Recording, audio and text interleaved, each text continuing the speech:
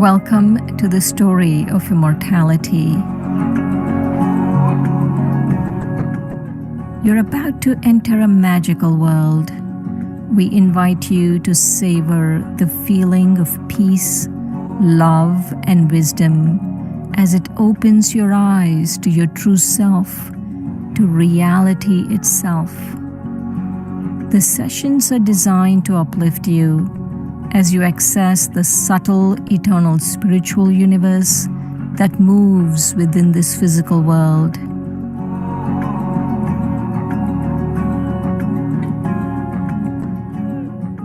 To take maximum benefit from this series, we recommend the following important tips. Sit in a quiet place where you can be alone for an hour. We ask you to take this time out and be with yourself with no distractions.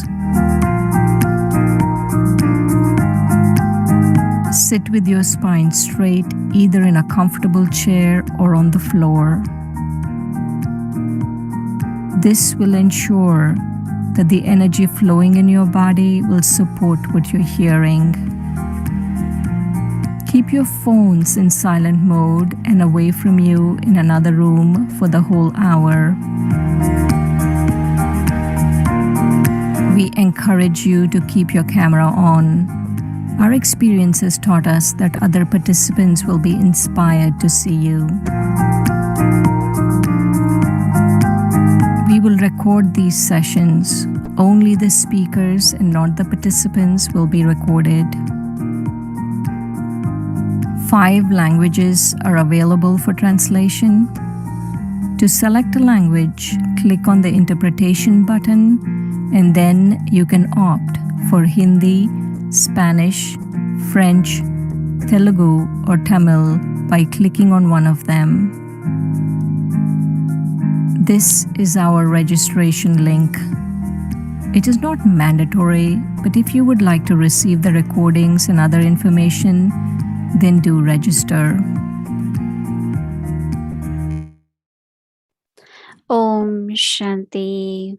Welcome to the story of immortality. So today's episode 3.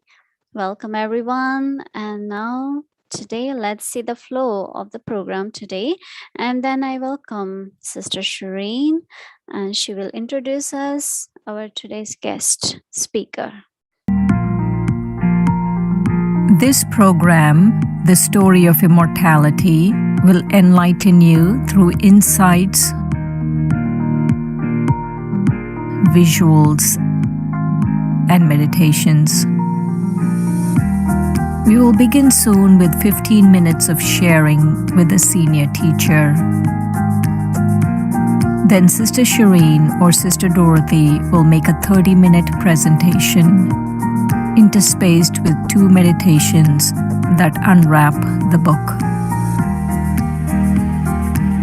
Lastly, we will address questions from participants for 10 minutes.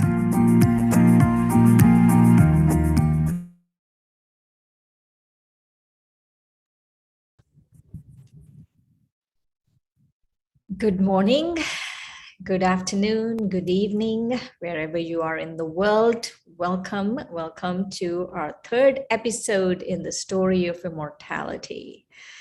And so the next session, the next upcoming thing that we are going to do is hear from Sister Judy Rogers. And Sister Judy has been with the Brahma Kumaris, has been practicing the teachings of the story of immortality for 25 or more years. I'm not sure how long, but somewhere in that range. And she lives in Peace Village, a retreat center in upstate New York. And she also works as a communication consultant.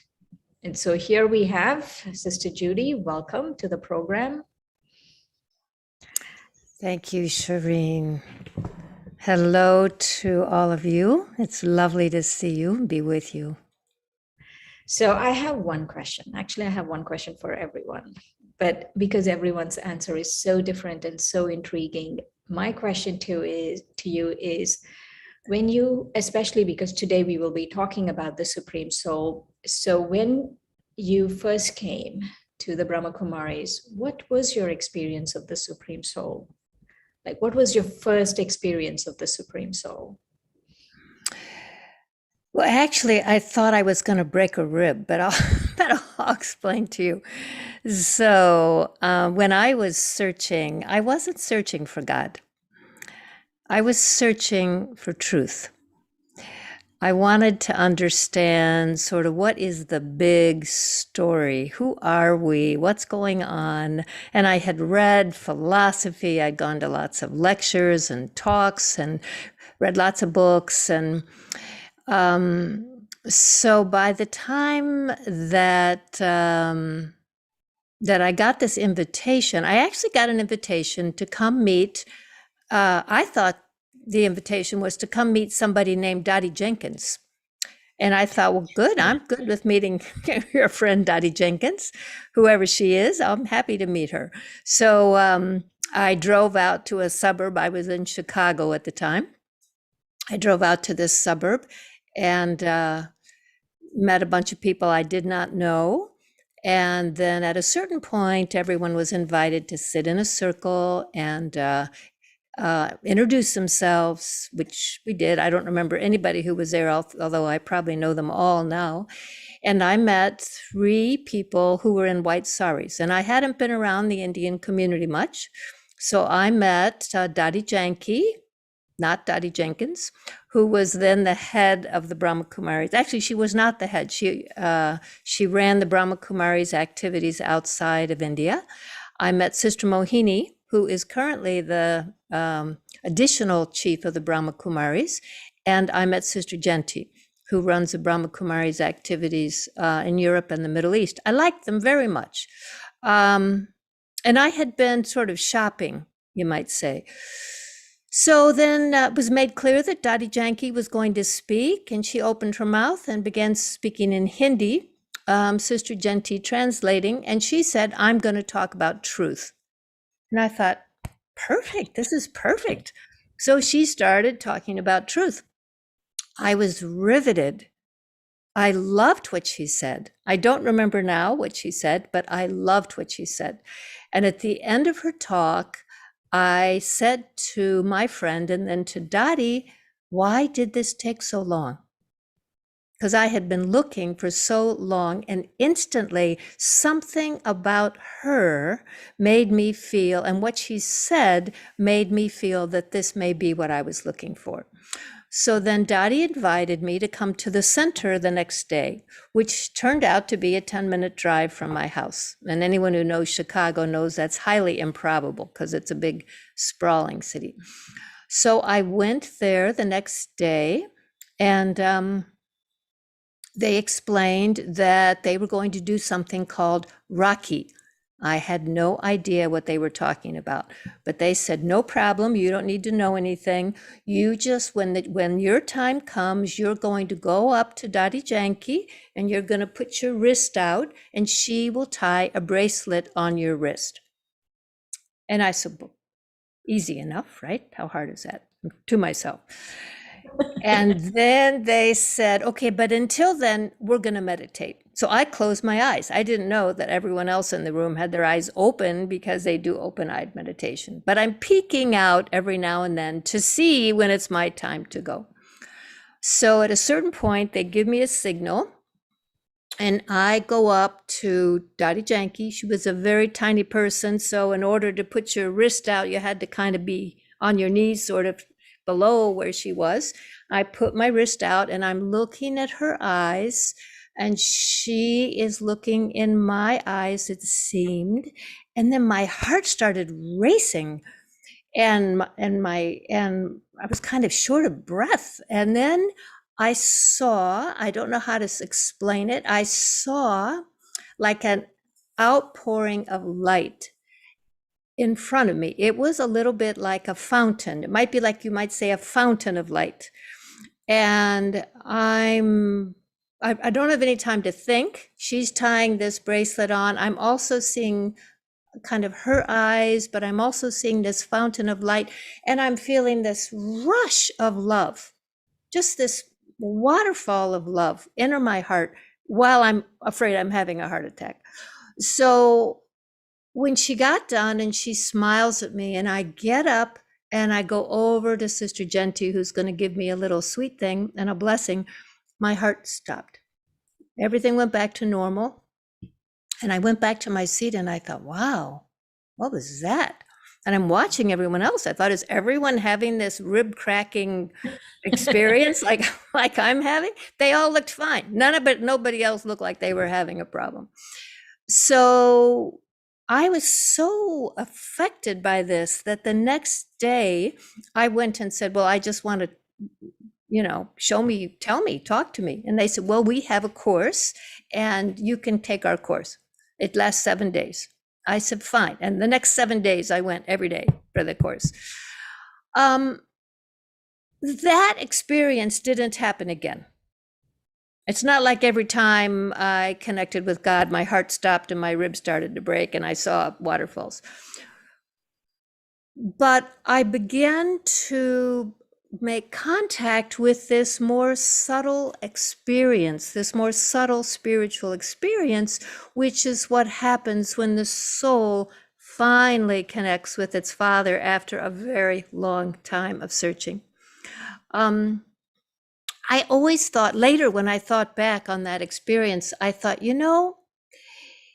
if that hadn't happened, if God hadn't given me that kind of experience, after about 6 months, I would have had the thought, well, these are nice people, but I actually like searching, so I'm going to go visit more places. Because I was really in love with searching. I mean, right. I did want to know the truth, but I actually was in love with searching. So subsequently, as I began to get closer to God, then it began to change. Now, let me stop, Shireen, and say if you want to steer me or if you want me to keep going. No, this very important element that you're talking about is to be able to access that very subtle dimension. That you have to go into a very quiet place. And so what is it that made you, in what experience of that subtle dimension? Because obviously when you decided to change your life or move to Peace Village, or so many changes happened in your life since then, right? Your life was going in a certain trajectory and then it changed course. So every time you had to make a decision, what was it that, give us like 1 or 2 highlights of decisions you made, and what was the experience that made you make the choices you made? Well, there's a famous book on religion by William James, and he talks about conversion. What happens to people when they suddenly decide their spiritual life is important? Right. And what happens is, before that, the world of material things is most interesting. And so in Chicago, I was driving very nice cars, living in very nice places, working in very high level jobs, and I was really bored. I mean, I had nice theater tickets and all of that kind of thing, and it just wasn't very interesting. So I found it no trouble at all. My spiritual life became, and that, as William James explains, what happens when this goes on is suddenly the inner life becomes fascinating. The world of thoughts and feelings and memory and all of this inner dynamic becomes very, very interesting, very compelling. The experience of being a soul in a body, very, very compelling. And so it wasn't a struggle. I don't remember struggling over anything. When they said, don't eat meat, I thought, fine, I didn't like it that much anyway. I didn't quite understand the onions and garlic request, but that's all right too, whatever. I was so in love with the experience of this elevated thing that was happening. And now I would say that I don't think you can really touch God in a meaningful way without being in a state of being soul conscious. I was actually a pretty devout person before. My family were Episcopalians. I had perfect attendance pins running down my chest when I was a kid.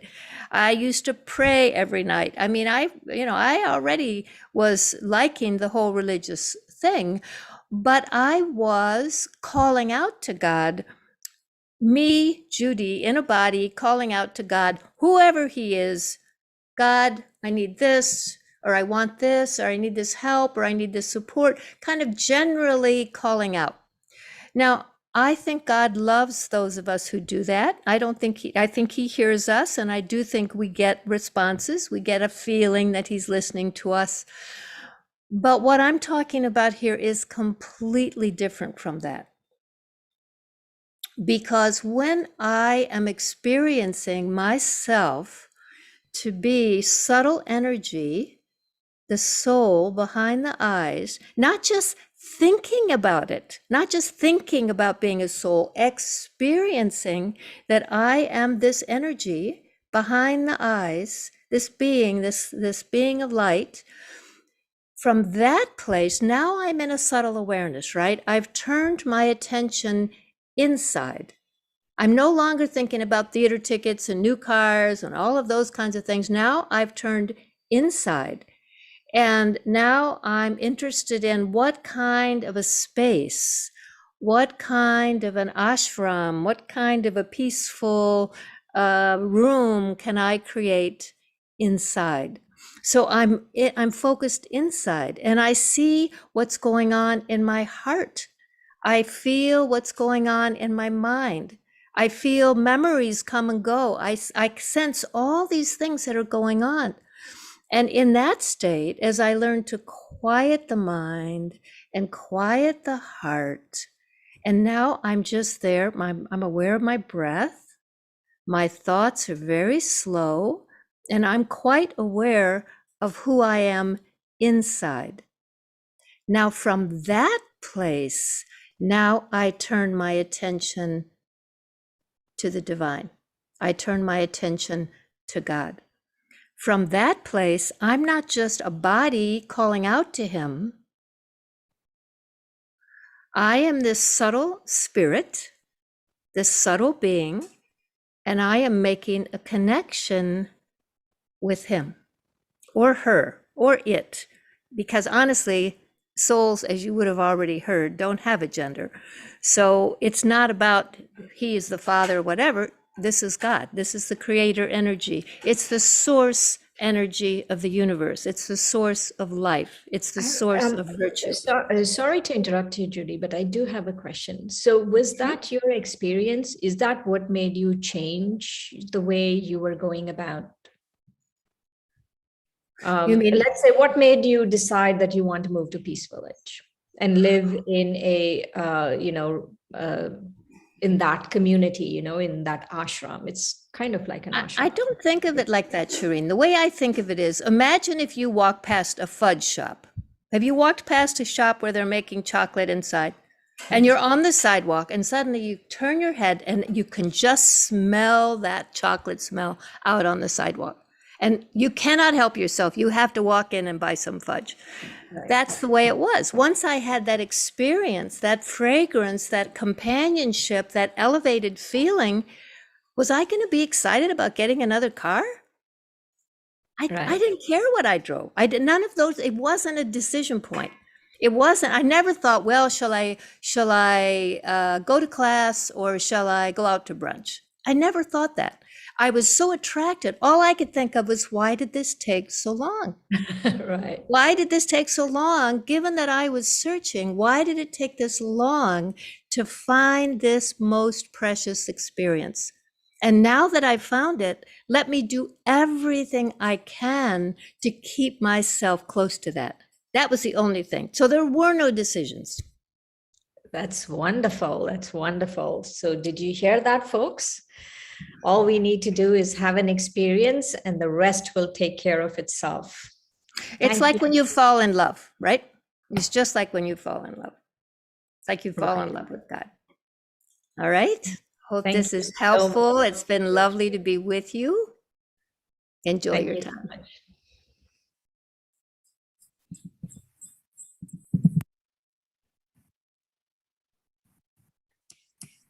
So next we will do a PowerPoint and then a meditation. So today, as you might have guessed, and the email suggested, we are going to be talking about the Supreme Soul. I'm waiting for the PowerPoint to come on, but before it comes on, while it's coming on, I want to share with you when I first had an experience of the Supreme Soul. It really was, everything fell into place. And the experience of the Supreme Soul is not like the cloud opens and then, boom, and, someone from the ether will talk to you. Not like that. You really have to access a different dimension. And to be able to access that dimension, you have to become soul conscious. So one of the things we need to understand in spirituality is that you have to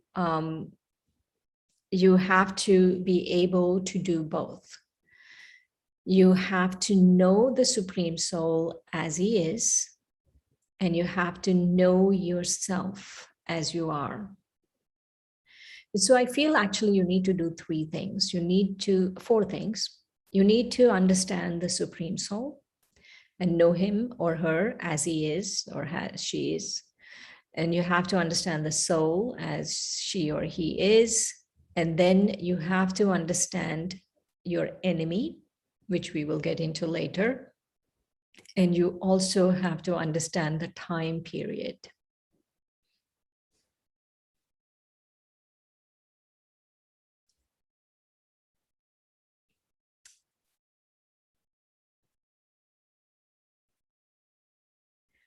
So one of the things, the first thing is last weekend, we explored that the souls are points of light.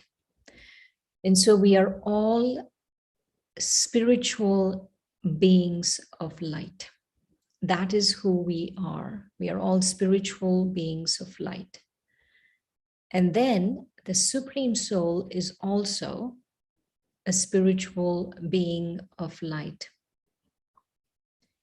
And the Supreme Soul, there's one difference between the Supreme Soul and the soul.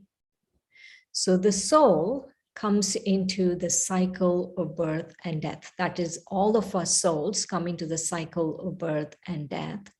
And the Supreme Soul does not come into the cycle of birth and death. The Supreme Soul is detached. He stays above the cycle of birth and death. The reason I'm calling the Supreme Soul he is because of social upbringing. If you want to call him she, that's fine. The Supreme Soul does not have a gender, just like souls don't have a gender. The bodies have a gender. So the Supreme Soul doesn't have a gender. And so because the Supreme Soul doesn't come into the cycle of birth and death like we do, the Supreme Soul is an ocean. So when we say ocean, we mean spiritual ocean. Spiritual ocean is something that is self-replenishing. There is no, and it's like vast. And so the Supreme Soul is an ocean of different qualities, the ocean of knowledge or wisdom, the ocean of peace, the ocean of love.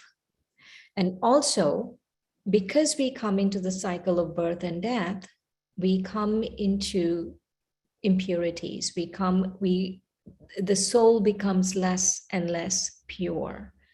But because the Supreme Soul never comes into the cycle of birth and death, the Supreme Soul is ever pure.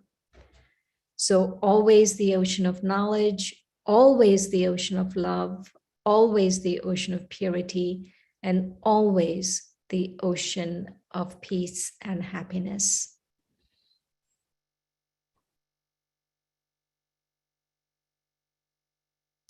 So the form of the Supreme Soul, like I mentioned, is the form of light, is a being of light.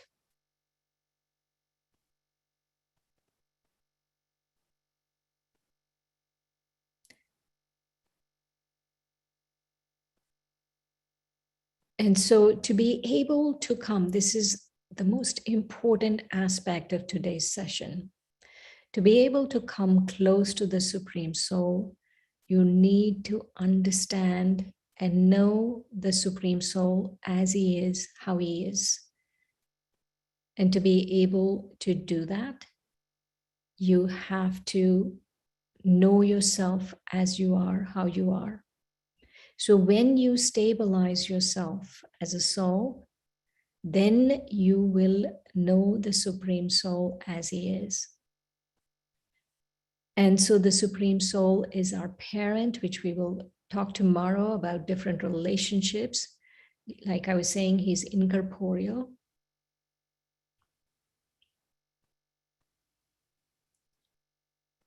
And you cannot see the Supreme Soul with these physical eyes.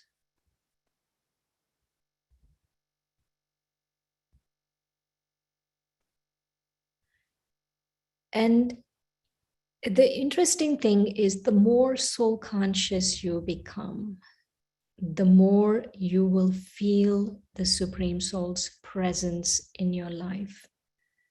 The more you will feel his attributes, like his love and his peace and all of that.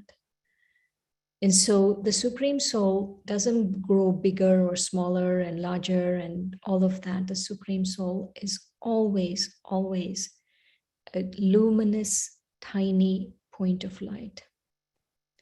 And in that luminous, tiny point of light are all of these attributes. The attribute of love, ocean of love, the ocean of peace, all of these things.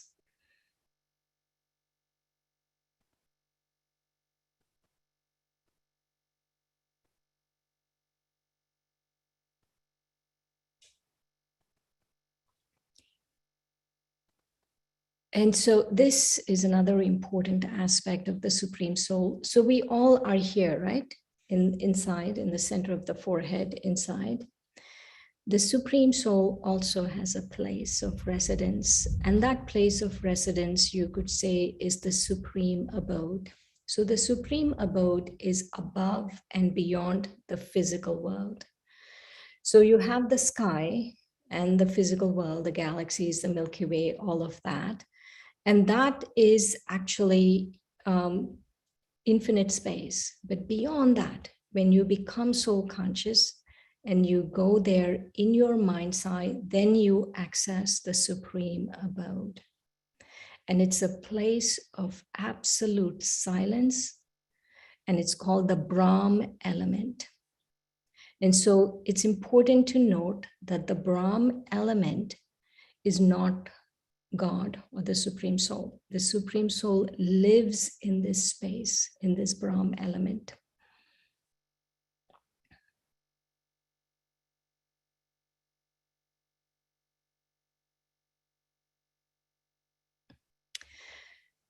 So this soul world, to be able to, and in our meditation, that's what we will do. We will access this soul world.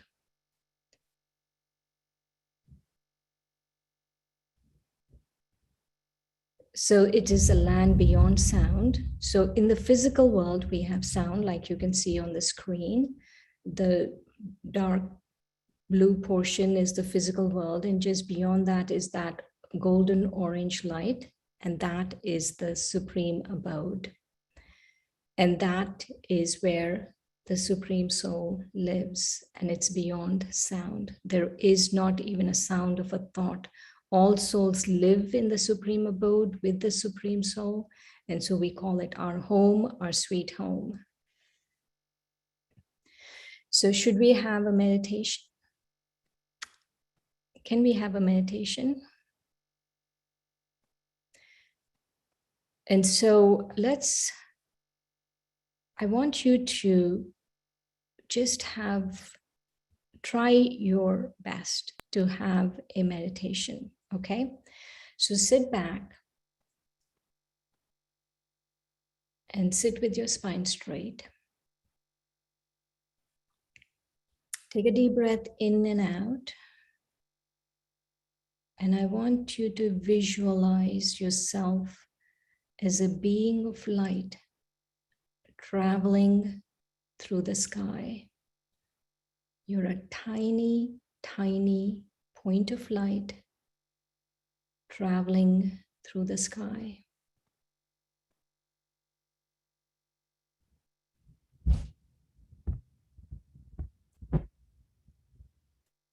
Just like a shooting star, keep rising up and up.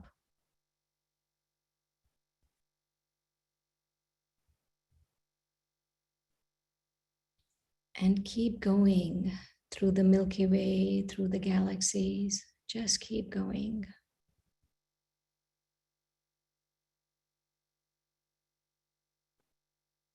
And you slowly visualize yourself in a region of golden orange light. Just remember that you're traveling with your visualization, with your mind's eye. And so see yourself in this region of orange, luminous light. You are a tiny point of light traveling. And at the apex, right on top, you see the Supreme Soul. And like a magnet, you get pulled to the Supreme Soul.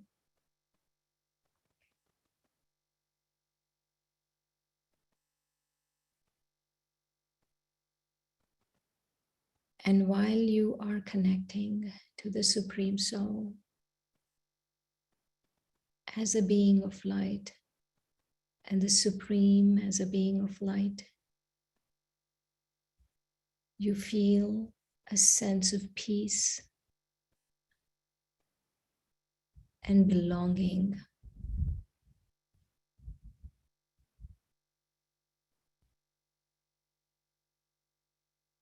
You belong to the Supreme as you are what you are.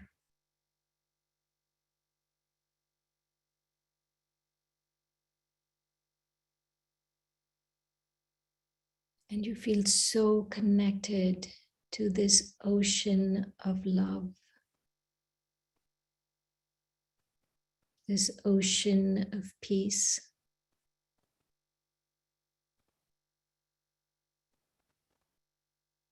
The ocean of wisdom. This is the land of peace. And you are peace.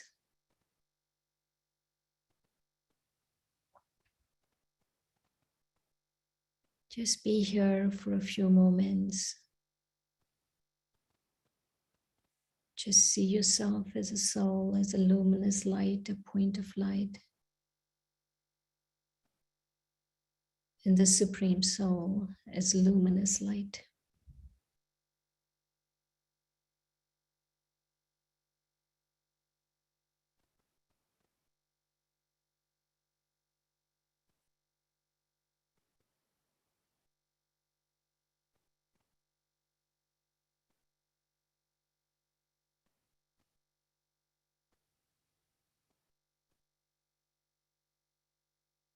Just breathe in the peace that you're feeling here.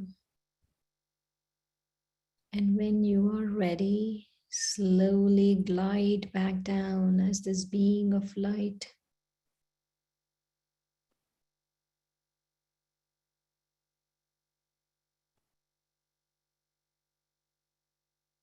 And you come down gently back to here and now. Totally refreshed, with determination that you will practice this again and again and again. Om Shanti, I am peace.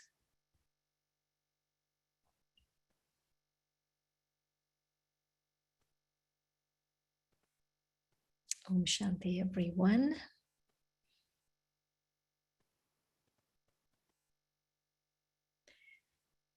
You know, when in the Brahma Kumaris we talk about the Supreme Soul, it might not be all of your concepts of the Supreme Soul or God, right? It might not be your concept of God. But I want you to try this. I want you to experiment with this. I want you to keep all of your disbelief or doubts, whatever, on the shelf and just try it. Sounds good? I just do the meditation, just see yourself as a soul, because just remember, to be able to access the spiritual world, whether it is the Supreme Soul, whether it's your own attributes, whatever it is, to be able to access, you have to be able to go within. And you have to be able to become spiritual. And spiritual means nothing of the physical world. Nothing in the spiritual world you can see with these eyes, including the Supreme Soul. The Supreme Soul can be understood, cannot be seen. The soul can be understood. The soul cannot be seen. I'm waiting for the second PowerPoint to come on.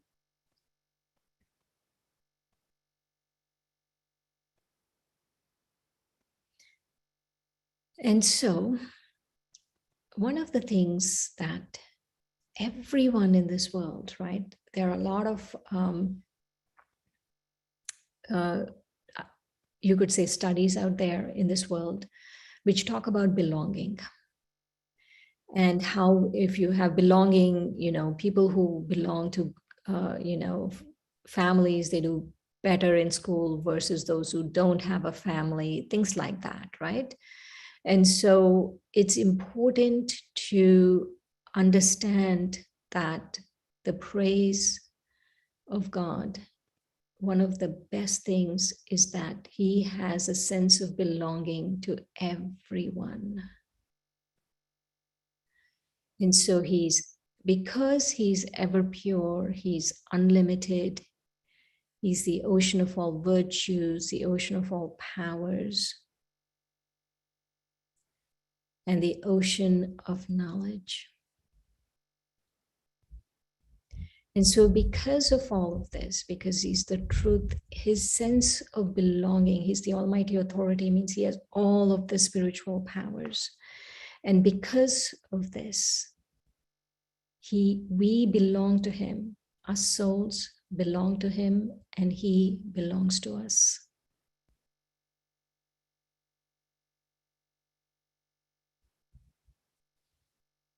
And this sense of belonging, right? When does this sense of belonging begin? And so for life after life, you don't know, but I'm sure the Supreme Soul knows, and this is the revealed teachings that we have of the Brahma Kumaris. And what the revelations tell us is that life after life after life, we have been calling out, you know, come and, you know, take us away from whatever is going on in the world, come and liberate me from this, or come and give me a new relationship, or come and give me a child, or whatever it is. No, we have been unknowingly calling out to purify us, to make us happy, all of those things. So we all want happiness, we all want peace, and we have been calling out saying we want happiness, we want peace. Then my question to you is, to really experience happiness and to really experience peace, what are you willing to do? I want you to think about that.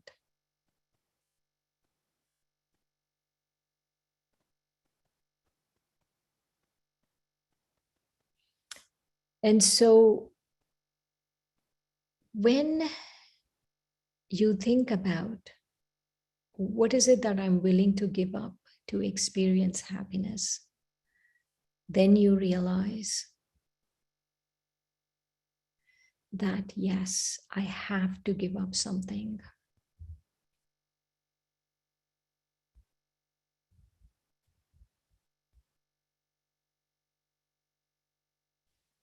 And so my thing is, I have to give up the vices.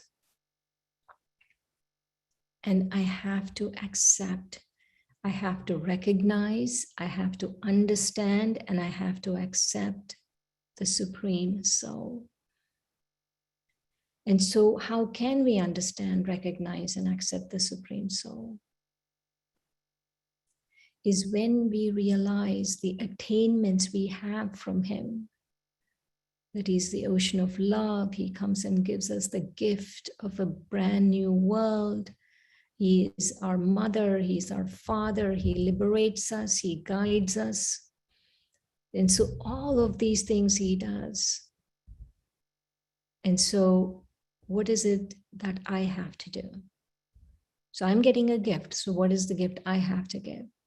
So I have to become soul conscious, and I have to connect with the Supreme Soul. Because our destination is to go back home to the soul world. That is where we have to go back. And so we have to become soul conscious and go back home.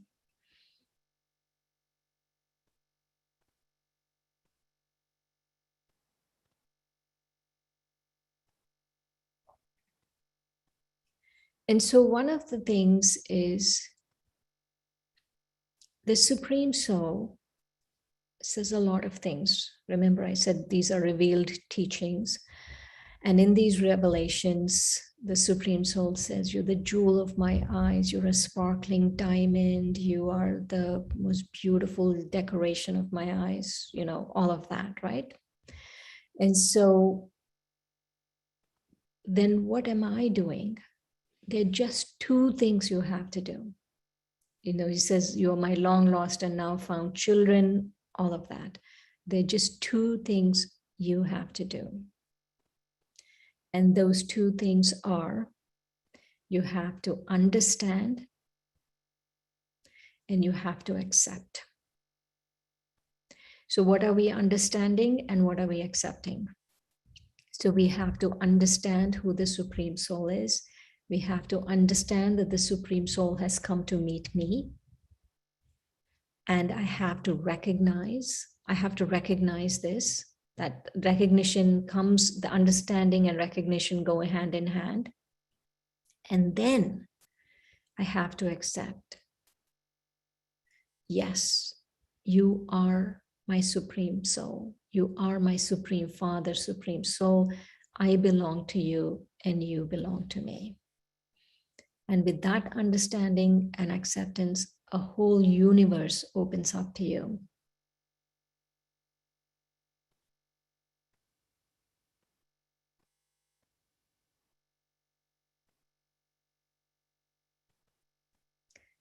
And because the Supreme Soul does not come into the cycle of birth and death, like, so when we come into the cycle of birth and death, we have all of these layers of vices and masks and the roles we played. So it's all jumbled up. Everything is jumbled up. We don't have peace. We don't have clarity. We don't have any of those. The Supreme Soul, on the other hand, because doesn't have any of these things going on, the Supreme Soul is very clear.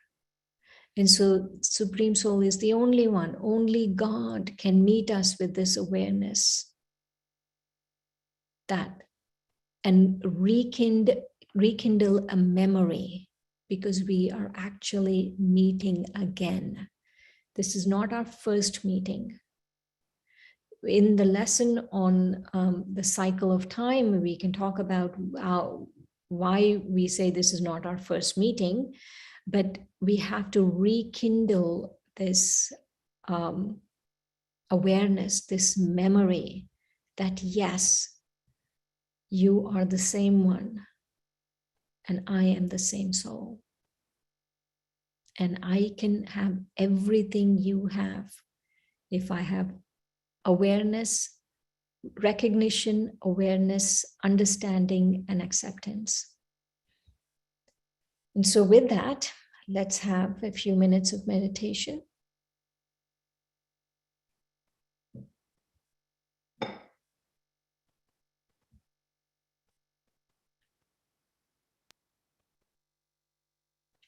So again, take a deep breath in and out.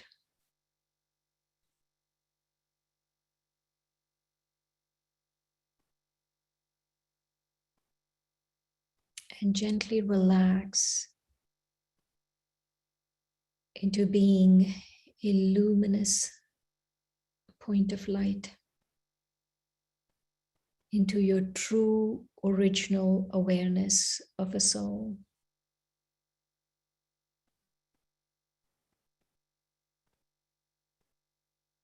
And this awareness opens up a whole universe for you. So you recognize yourself as a soul, as a spiritual being of light. Then you come into the awareness and see yourself as a spiritual being of light. And you understand who you are as a light, eternal soul. With that understanding and acceptance, you slowly become aware of the most beautiful being in the entire universe, the ultimate one, the Supreme Soul.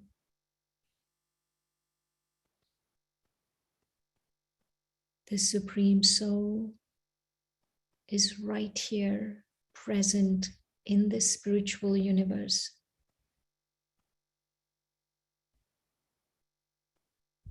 Present for you. And with your heart,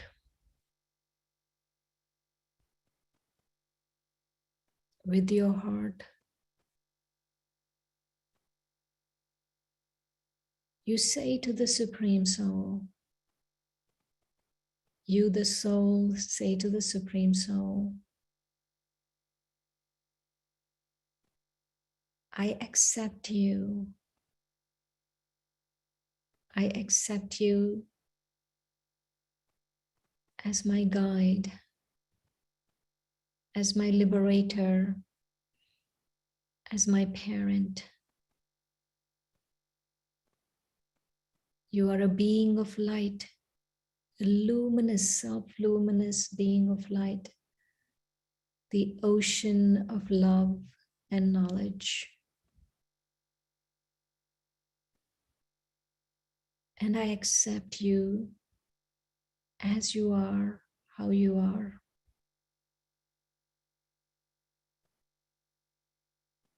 And when you do this from your heart, when you say mine from your heart opens up and you feel the presence of the ocean of love, the ocean of wisdom and peace. There is such a sense of belonging, of being loved, of feeling safe and secure.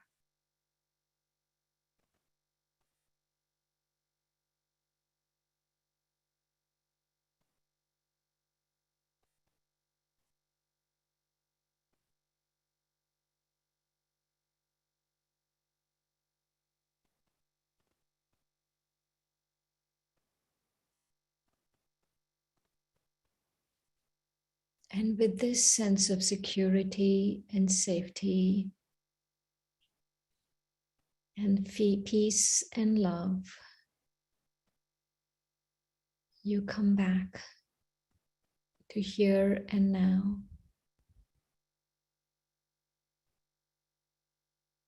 Feeling awakened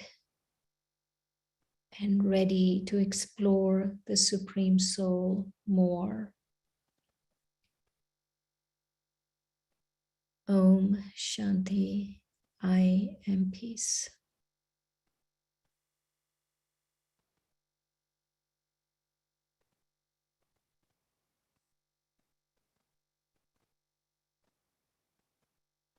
Om Shanti. Thank you, Sister Shireen. That was wonderful.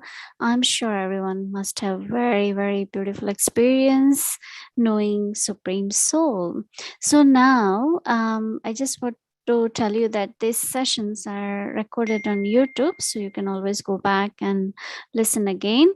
And it's now time for us to invite you to ask questions. So our two presenters, Sister Shireen and Sister Dorothy, they will take up your questions. So please write your questions on chat to the host. Welcome for question and answer.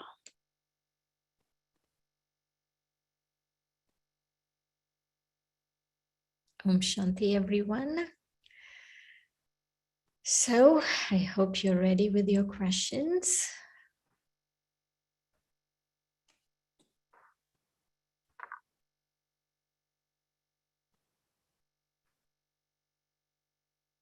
So how are you doing, Sister Dorothy? I am just grand, and I have a question for you already, and I'm sure more questions will be coming in. But this question, someone's asking, you talked about the place of residence, a world of light. Is that heaven? No, no, good question. It's not. So in our understanding, in our teachings, like I mentioned before, they're revealed teachings, the revelations show that the soul world or the place of residence is where souls go to rest. And then heaven or the golden age will happen on earth. And we can get into more details of that in our session on the cycle. Okay. So you can put your questions in the chat box. If you have any questions, please do that.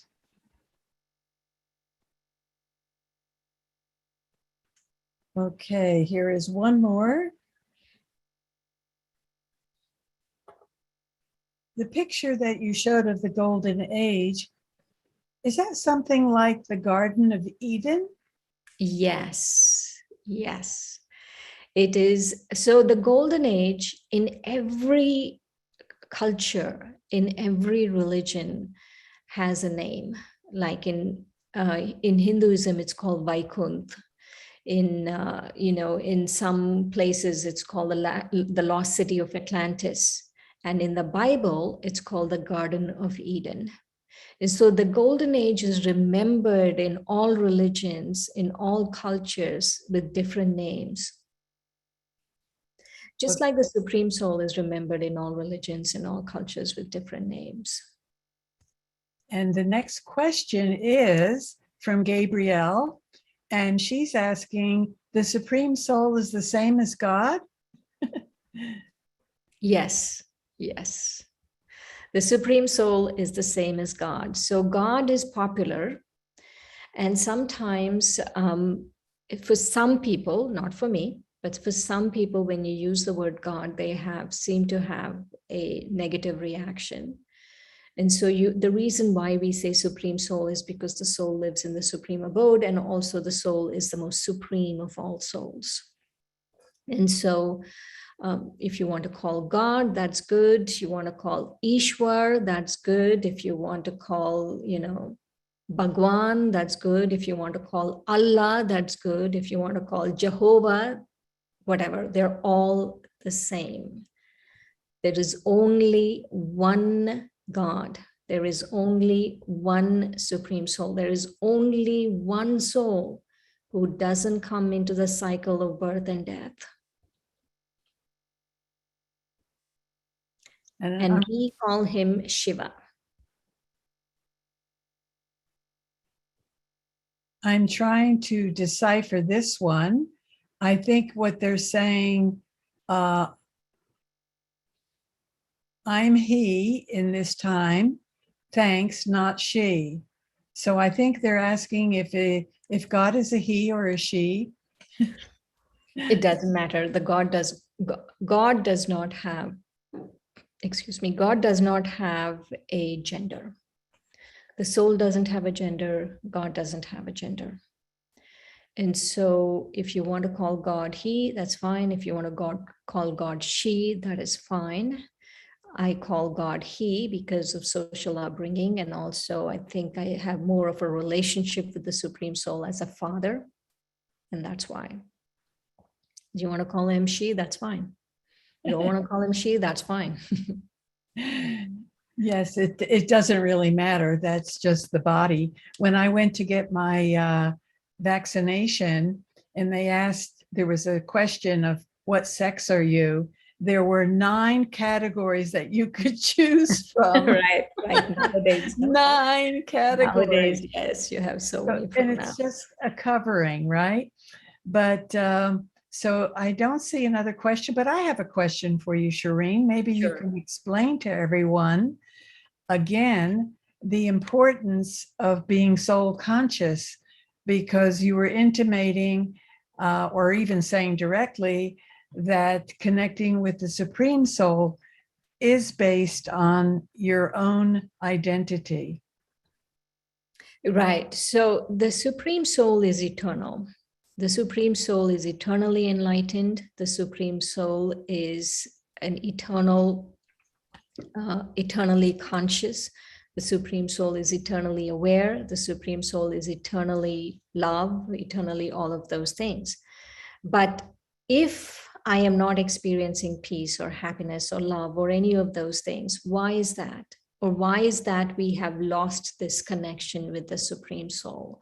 Because the Supreme Soul is constantly soul conscious.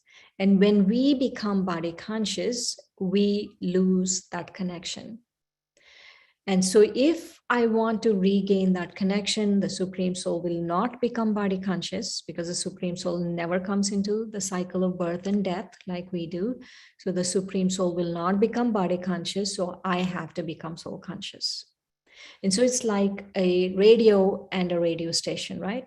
If you have the best radio money can buy right here, and if you have the best radio station, but if the radio is not tuned to the radio station, it doesn't matter where the radio is sitting, it's not going to pick up what's going on in the radio station. And so it's the same way with the Supreme Soul. If I want to access love, that ocean of love, the ocean of virtues, the ocean of all of those qualities, then I have to tune myself and become soul conscious. I have to do that. There is no other way. Wonderful. And here's a question from John. There are so many of us here on earth, and there's only one God. When many of us think about the Supreme Soul, does he also think of us? How can he think of us, so many people at the same time? Very, very good question. How can he think of us? Remember, he's very pure. He's ever pure. He's the purest soul there is. And so let's say if you're in a really good space and you're sitting down and you think, oh, I have to call my mother. And what happens? Your mother calls you, right? So what's happening is your thoughts are connecting because you're in a quiet place, all of those things. It's the same way with the Supreme Soul. The Supreme Soul is always pure, always quiet, always all of that. And so the capacity, we have to, let me finish and then I'll say something else. We have to connect in that state of soul consciousness. When we do, because the Supreme Soul is so pure, he is able to connect with all souls. And the only way you will feel his presence is you have to become soul conscious. Then you will understand how he connects with you. So become soul conscious. The best thing, the best blessing anyone can give you, and the best blessing the Supreme Soul actually gives us, is may you be soul conscious. And when you become soul conscious, the whole universe opens up. And then you will understand, oh, this is how the Supreme Soul connects with us. Thank you, Shireen. One more question, and I think this is a very practical question from Ashutosh. I don't know if I'm pronouncing the name right. Ah, good, you got it right. Okay, just wanted to know if a person is unable to sit for a long time, can he or she still meditate while lying down, please? Right. Remember, the operative word here is unable, not unwilling. If you are unable to sit because of some physical condition, yes, you can lie down. But just remember that if you are unwilling to sit and you're lying down, then the soul tends to fall asleep. So it's important to sit up. But if you are not able to, yes, by all means, lie down and meditate. And yes, you can learn meditation however you are. Sitting, standing, wherever. You're walking, driving, it doesn't matter.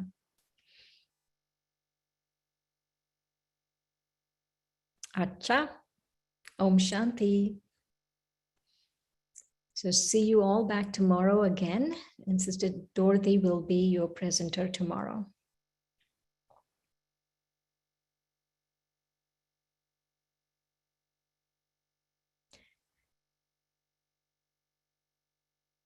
Let's have a moment of silence.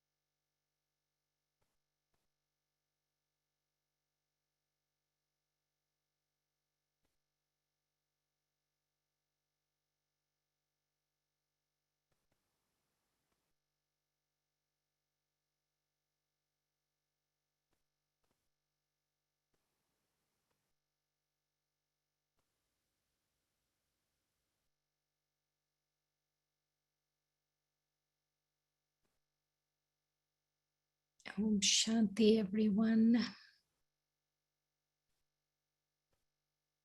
Om Shanti. Thank you very much, Sister Shireen and Sister Dorothy. That was wonderful chit chat, also an explanation and experience.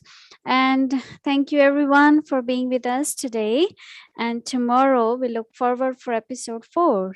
And we will welcome you again tomorrow. And just to let you know again that we have recording available on our YouTube channel. It's a Story of Immortality. Here is the link. You can take a photo. If you have any suggestion, anything to tell us, please send us email soi@us.brahmakumaris.org. And also to receive reminders and emails from us, please register tiny.ccsoi-pk. Thank you very much and have a good day. Om Shanti.